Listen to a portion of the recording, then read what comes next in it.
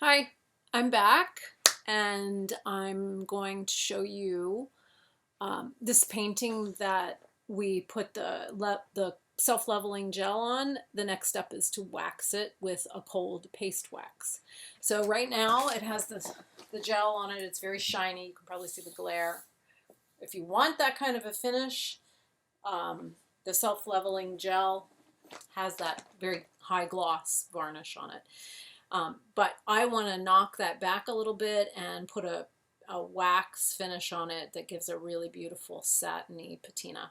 So the first step to doing that is I've got some steel wool and it's wet. So I'm doing sort of a wet sanding with steel wool.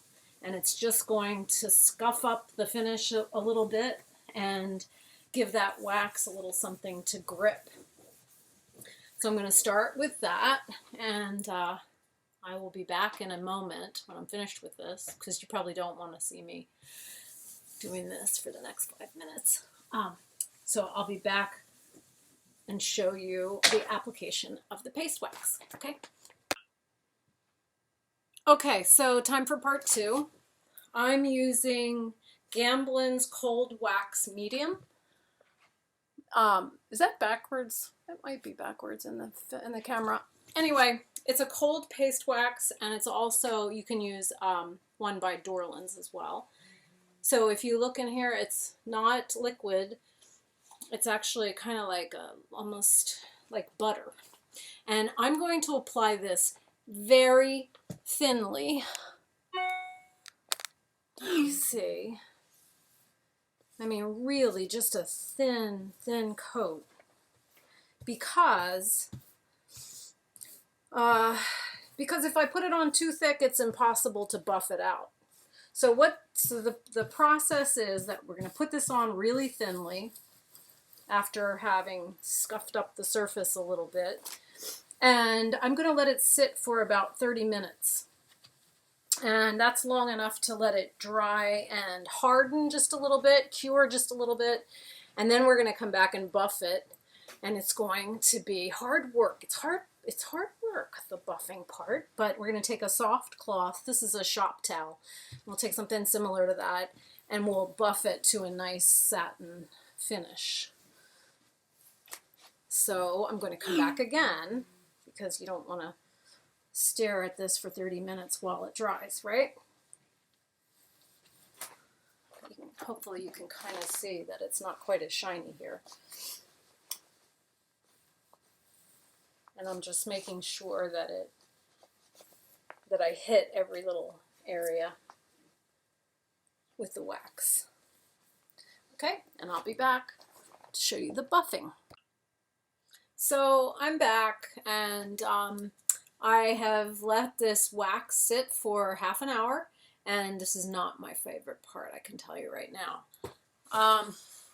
The first thing that I'm going to do, though, is take some of these shop towels, and we're going to try to get the excess wax off of here.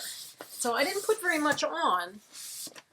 So yeah, there's not a lot of excess actually. So I'm just going to start buffing. Well, I see there's a little bit of excess there. You can tell because it's just a little bit thicker and still a little pasty. But like this middle area is starting to buff already. So I'm getting this wax off, and it's you probably can't see it, but like I can really feel it on these towels. Kind of sticky. Man, if you put too much wax on, it's a problem.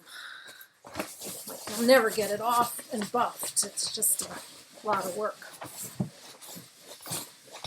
This is the kind of thing that probably doesn't show up very well on a video. But in person, you can really appreciate the finish. I mean, it's almost like a encaustic finish that you get once it's buffed out. And